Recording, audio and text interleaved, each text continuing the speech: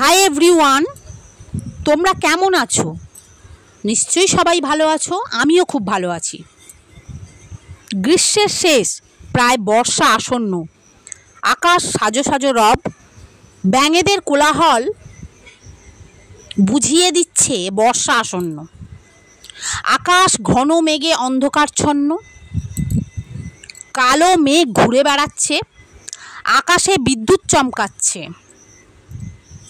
এর মধ্যে পাখিরা তাদের বাসায় ফিরতে ব্যস্ত।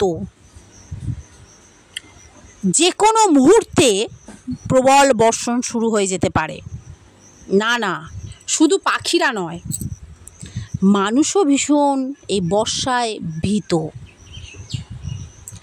আমি আজ যেটা রান্না করেছি তোমাদের সঙ্গে একটু শেয়ার করলাম, সেটা হচ্ছে ঢ্যাঁড়স ভাজছি। ভালো করে উল্টে পাল্টে ভাজছি। দেখো, ঢ্যাঁড়স উল্টে পাল্টে ভালো করে না ভাজলে কীরকম একটা হাললে গন্ধ থেকে যায়।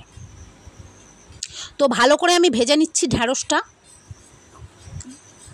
নেড়ে ছেড়ে। আর এইদিকে আমি দেখো মাছ কেটে রেখেছি। মাছটা ভালো করে কেটেছি ঠিকই, কিন্তু একটু টাইম লেগেছে। তার কারণ হচ্ছে আঁশগুলো ভীষণই ছোটো ছোটো ছিল।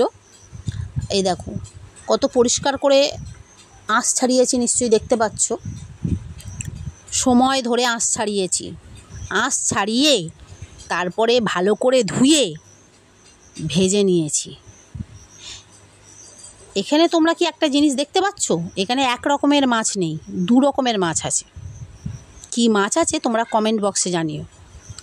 আর এর সাথে সাথে মাছের ডিম ভালো করে ভেজে নিয়েছি।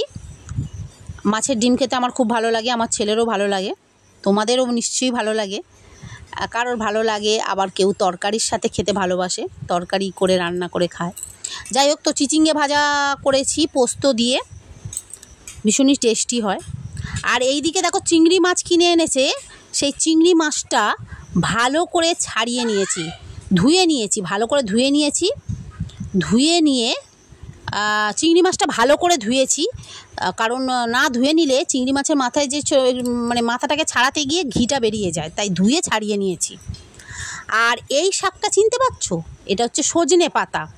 এই সজনে পাতাটা খাওয়া শরীরের পক্ষে ভীষণ উপকারী। আর এর কাজ বা গুণাগুণ অনেক। তো আমি সজনে পাতা সেইভাবে ভালো করে রান্না করতে পারি না, কিন্তু আমার মা এই সজনে পাতা ভীষণই সুন্দরভাবে রান্না করতে পারে। যাই হোক, তো এর অনেক রকমেরই রেসিপি আছে, তোমাদের জানা থাকলে জানাবে। আর এই দিকে দেখো আমি কলমি শাক ভাজছি।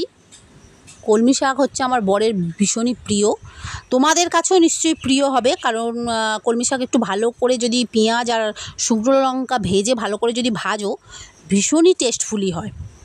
দেখো ভাজছি, উল্টে পাল্টে ভাজছি। তো বন্ধুরা, ভিডিওটা কেমন লাগলো অবশ্যই লাইক, কমেন্ট এবং শেয়ার করে দিও।